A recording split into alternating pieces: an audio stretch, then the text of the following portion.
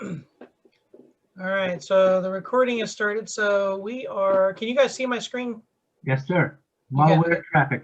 Malware traffic. Okay, so this is my Kali Linux box, and I figured we'd do the traffic analysis exercise here on 11/13/2020. It's known as Quiet Hub, and if I remember right, that's just from the name of I think the name of the network or the domain controller, Quiet Hub DC. So there is a lot you can download with this one. You have your PCAP file.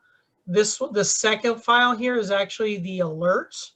So they're the alerts that you receive. So in other words, you could start with looking at the alerts, and those alerts are going to kind of start the process just as if you were in, a SIM tool where you are, going, okay, I'm working in the SOC and I just got these alerts. What do I do now? So if we, let's see, make this bigger.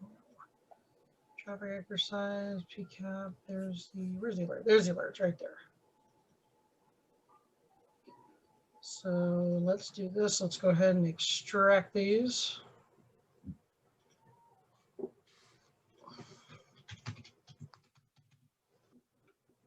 And again, if you remember working on malware traffic analysis, the password is always infected. All right, so now we have the alerts. So let's look at the alerts first. So here's your first one. And you can see you've got, unfortunately you can't, it's not interactive. It's just a screenshot of the alert. So you can't, move anything, but I would have to assume that your timetable is going to start from up here and work your way down. So this would be your first alert and this would be your last alert. So you can see, let's see, we've got a couple different policy HTTP redirect to IPv4 address. Let's see, policy binary download, smaller than 1B, likely hostile. So that's something to obviously look at for sure. Likely evil exe download from dotted quad by MSXML HTTP M1. Trojan VB script. So there's some sort of Trojan file alert that it picked up on. Let's see, open SSL demo. I don't know. PW domain, likely hostile. So that was a DNS query. Oops. So you've got a lot of alerts that fired here. I don't know over what time span this is, but looking at the alerts, there's definitely some activity that goes on for sure. So that's one of them. And this PR, does it say presence? What's that again? The PR, there was something with PR. The PR. Which line? The top on the destination port. What is the first thing? ST? This right here? I would assume that is like status, like priority probably. You're talking about the PR, which is 6673 probably. Probably. Got it. Okay. Priority probably. I would assume. Yeah. I mean, we've got date and time, source IP, source port, destination IP, destination port. I don't know what the PR is here. I thought it was presence, but that doesn't make sense. Presence. Yeah, no, I don't. Off the top of my head, I don't know what that is. It might come to me as we move forward. If somebody else thinks of it too, we can go from there. So from an IP perspective, we've got an external IP and an internal IP, and that's kind of the two main ones until we get down to here. And now we have a different IP interacting with the same internal IP here over HTTPS, right? And this traffic here was all HTTP, right? Yeah. So we should be able to see that, right? Port 80 we should see, yes. Yeah, we should see that, so that's good. The DNS query, we should be able to see that as well on 53. 80. The 443, this one here, we're not going to be able to see because it's going to be encrypted. This is all unencrypted, unencrypted, unencrypted. And then we have something, a little bit different port here, 445. Does anybody remember what port 445 is? I forgot. It's 21, 22, 23. Is this Cabrios? No, Cabrios? It says typical Microsoft networking port with tie-ins to the original NetBIOS. NetBIOS. Yeah. NetBIOS. So that sounds a little bit like an SMB over TCP along the lines of like a remote access. And that's also a different IP address as well, 198.2.11.99.168. We've got another IP address here, 185. Go ahead. Is this a domain controller? Is this a domain controller? Which one? The machine being in question?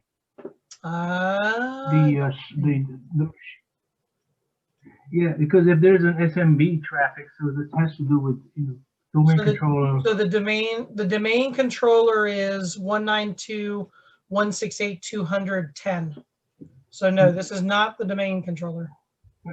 Well, it is communicating with a domain controller. That's what SMB4 is, the server client. I believe. I remember for what I. Well, not necessarily. I don't think necessarily. I think this could be. I mean, port 445 on that particular computer is more than likely just being used for remote access to that computer. Okay. Wouldn't you agree? Could be. I mean, what other users for 445? Run server message block, which is SMB.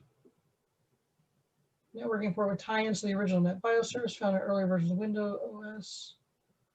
TCP port 445 runs server message block. Okay. Well, let's find out. Let's dig in. UDP forward TCP port devices. Yeah. Well, we'll have to dive in a little bit further, see what we can find out. All right. So again, we've got 1, 2, 3, 4, 5 different IP addresses? Yeah. So we can, obviously we can start with some of those. My logic says to start with these first two, because I think this is kind of the beginning of this whole process here at the top. I mean, it looks like we've got an initial redirect, and then we start getting some of the evil activities, so to speak, like how the likely evil exe. So a bad exe file downloaded. Oh God, dotted quad. Dotted quad. Don't know. All right. Well, let's see. Let's look at the other alerts, because there's a second set of alerts as well. These are. I think it's the same file with a text file. That one was a PNG. Was one? Is it? We're at 80, 6305. So let's see. Starts at 205, 185, 113.20. So that definitely, yep, redirect. So yeah, this is kind of the text file of what text file of it. Yeah. We can dump. You can. I think we're gonna dump it into Curate Wireshark, right? We have a PCAP. Yeah, we do have it. Yeah, we have a PCAP. I mean, that's kind of the main thing here. But So I was looking to see if there's any difference. No, I was just looking to see what all was in here. Yeah, the PR stands for protocol. Protocol? Yeah, the line before last, it says protocol. Yeah, it does. Yep. Got it, protocol. Yeah, I can see that now. So I don't know what they mean by protocol there.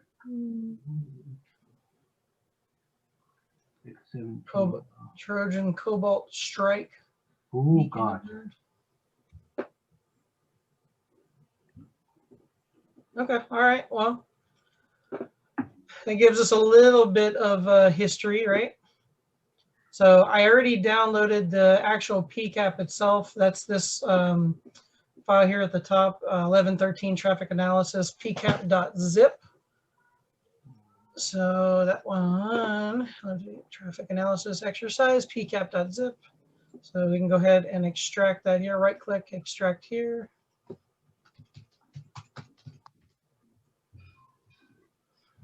All right, so now we have the actual PCAP. Oh.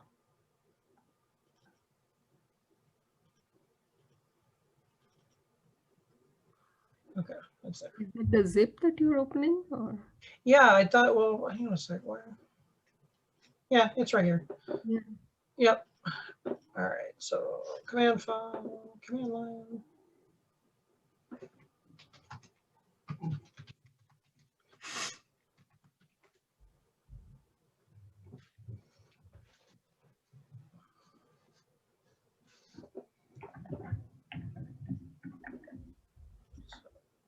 Could open our PCAP. Scary.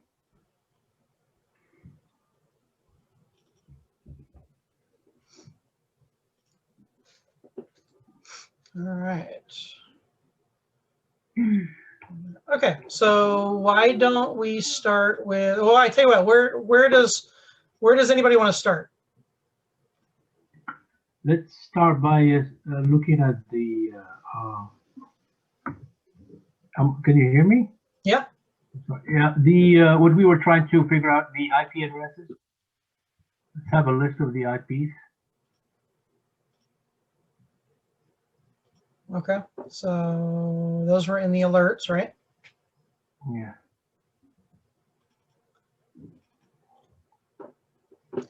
All right. So where would we go to start looking for IP addresses in Wireshark?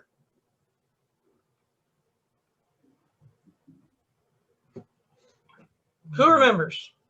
No, let me open mine because you're a little faster than I thought. Wireshark is open, file, open, downloads. Sukru, do you remember where to look for endpoint IP addresses? Statistics. IP addresses. You think it statistics? Yep.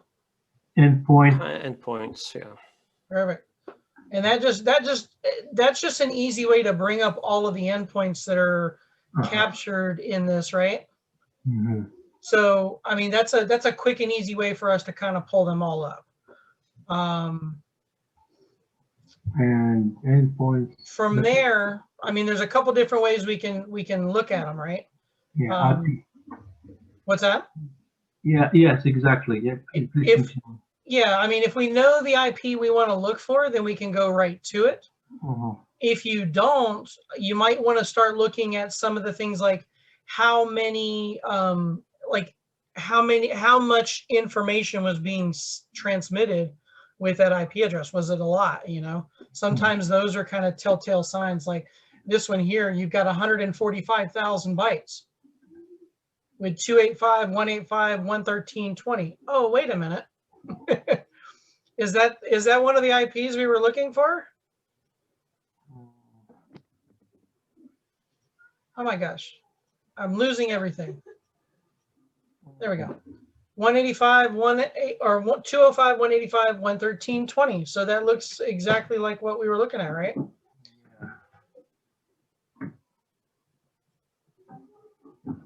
Get rid of that.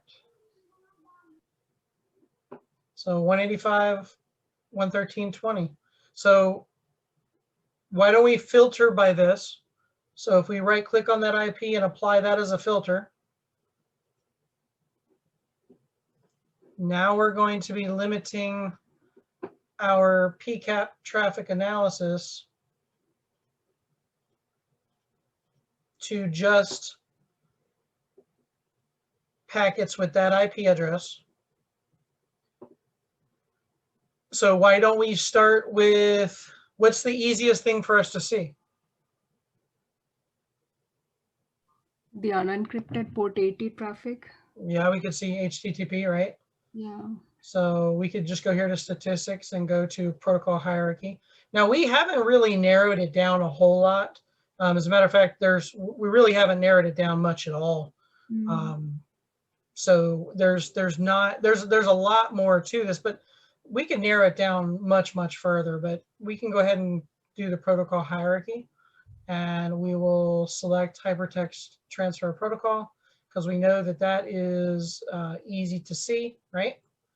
So we're going to right click on it and then apply as filter, and we're going to say and selected. So that's adding it in addition to.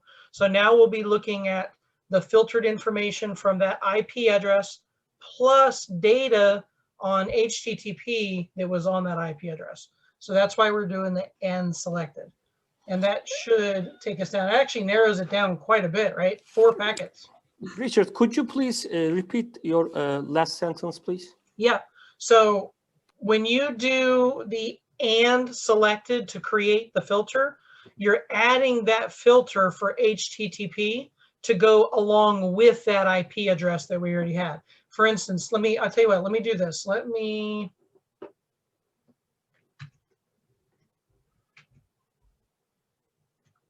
Okay, so if I were to clear out my filter, I'm now seeing 100% of all the packets, 2,200 or 22,199 packets. When I go to statistics and endpoints, and I say I want to filter based off of an IP address, which we're doing this IP right here. So I'm going to right click on it and say apply as filter. And when I say selected, what it's going to do is in the background, so this is my window here showing my endpoints. I want you to watch this filter box here in the back. And this is where our packets are, right? But when I tell this to filter it by that IP, look at the filter it just put in there. Now, the easier way to do this when you know these filters is to just type this filter in. Type in ip.address equals 205.185.113.20, and it'll do the exact same thing. So now we have filtered those packets from 22,199 down to 171 packets. So we filtered it down quite a bit, but there's still a lot of packets here. So that's why we went to statistics and then protocol hierarchy. And when we are selecting hypertext transfer protocol, because that's unencrypted on port 80, and we right click on that and say apply as filter and say and selected, what's going to happen is here in this window again, if you look in the background, you'll see the filter change from being just the filter on the IP address to an and filter. You'll see either you should see the 2 ampersand symbols, which is the same as typing in the Boolean and. So let's see if that's what happens. So if I right click, apply as filter and selected, see now we got and HTTP protocol. And you'll notice it put that IP address portion of the filter in a parentheses, and it also put the HTTP in a parentheses as well. So I'll go ahead and close that out. And now I've narrowed it down to 4. So from here, what I can do is I can just right click and then go follow TCP stream, because that is visible. I should be able to see this information. So does somebody want to tell me what they see here?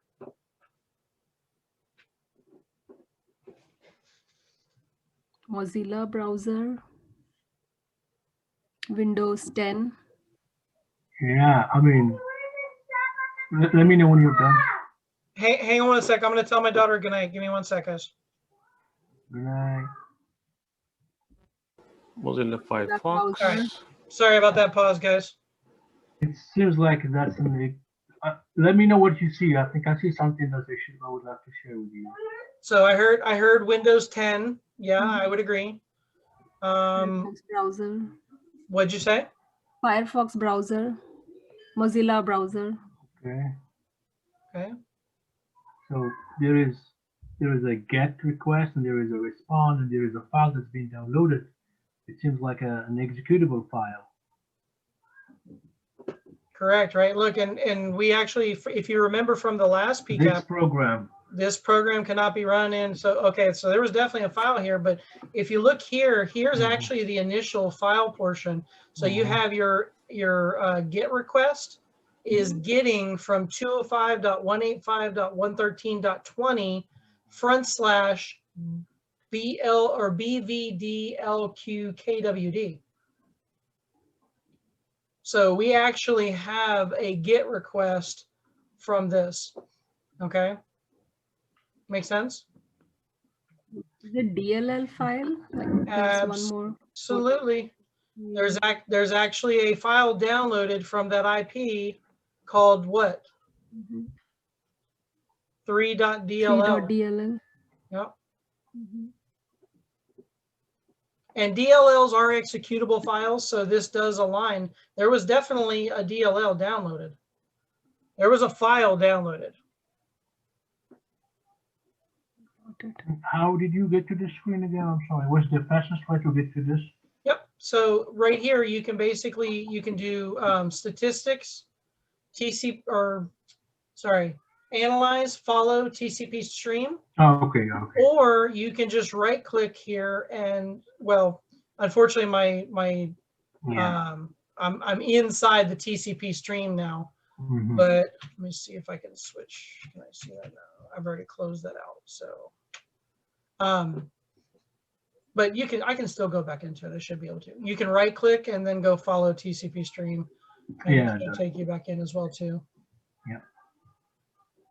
And which one of those? Which packet? 43840 or 240 or any one? Doesn't Well, matter. What was your question? It doesn't matter as long as you click on the IP address. Oh, Yeah, as long as, yeah, and we've already filtered it down to this IP address and HTTP traffic. So these, and if you look at the look at where this TCP stream starts, it starts at the very, very beginning. right. So this is the initial phase. This is where it initially started. I mean, we're at the very beginning of the packet, so I mean, that kind of says it right away. But right here on this very first packet, if you right click and follow TCP stream, you'll see the exact same information. I mean, that is the first step in this process. So right off the bat, there was a GET request to that IP address, and they downloaded a file. Mhm. Yeah. So these are things that you would want to note, right? You would want to note these IP addresses. And you'd also want to go, okay, well, I possibly want to get this file, right, to analyze it. But let's not jump too far ahead. Let's just kind of take some information here. So we've got that IP address with that file. I'm gonna put it in my Notepad++ for now. So I got it. Does Google give any more information on just if I want to Google 3.dll? So you can, and I mean, you may or may not get valuable information because it could be a legitimate file that they've modified. They're replacing your legitimate file with a modified version. So the name of that file may be exactly what it's supposed to be, but you don't really know yet. What you do know is that what is in that file will create a different hash than the legitimate file would create for a hash. Does that make sense? So, I mean, that's pretty straightforward. You could grab this information, again, depending on, what you need to, document the version of Windows. I mean, I know for a fact right off the bat,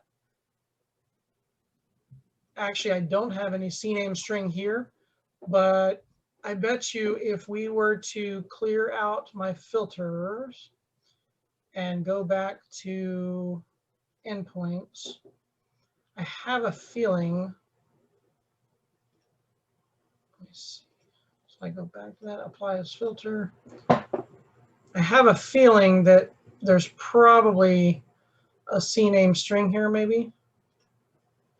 No? Okay. So we don't have a Windows login or a host name in any of those. So there's no Windows login that we can see there at the moment.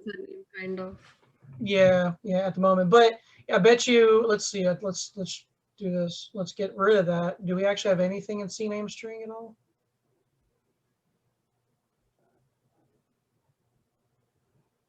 Oh, we do. There's actually a little bit of information in CNAME string here. Yeah, the 192.168.200.8. Oh, that's right. We were looking at the external IP. There's not going to be a login from the on the external IP. So the login is going to be on the internal IP, which is the 198 or 192.168.200.8, which is the exact computer that we know this, or we're assuming that this file was, downloaded from, that it's malicious based on the alerts. So we could copy this information down here, right?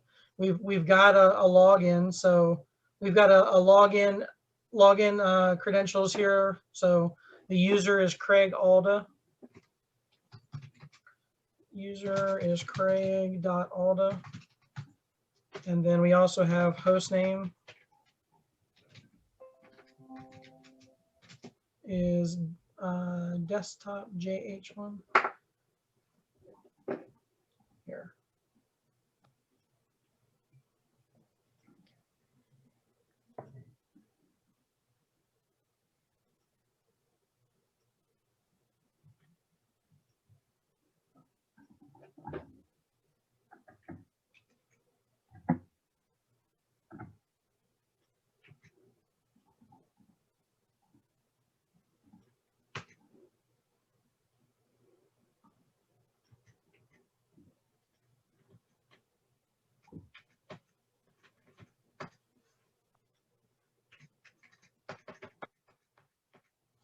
All right, so we got a host name there.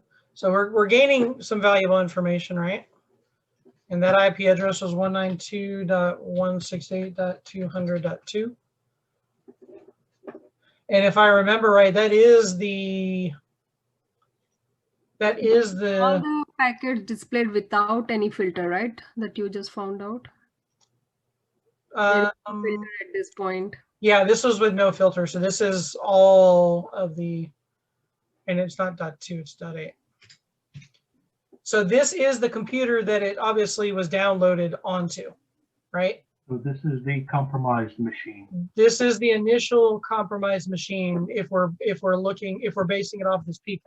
So we know that Craig Alda was logged into the desktop with the host name JH1 UZAE $sign at IP 192.168.200.8. And there was a GET request that reached out to 205.185.113.20 that downloaded a file 3.dll. So far, this is what we know. So far, that's what we know. See how you're kind of putting the picture together? Yep. So, And here's the thing. So let me throw something at you. please. What if you didn't have this alert? What if somebody just gave you the PCAP and said, "Hey, can you analyze this and tell me what you find?" I would look. Go ahead. No, I would look for this program. I would look at HTTP traffic. I would look at this program. Remember, there was a search Yep. that we did on the last PCAP we worked on. Yeah. I don't exactly remember the wordings, but I think I have it in my notes. Yep. But this kind of an idea. I would look definitely for executables, anything that's been downloadable. Or I look for the files. I can go to extract.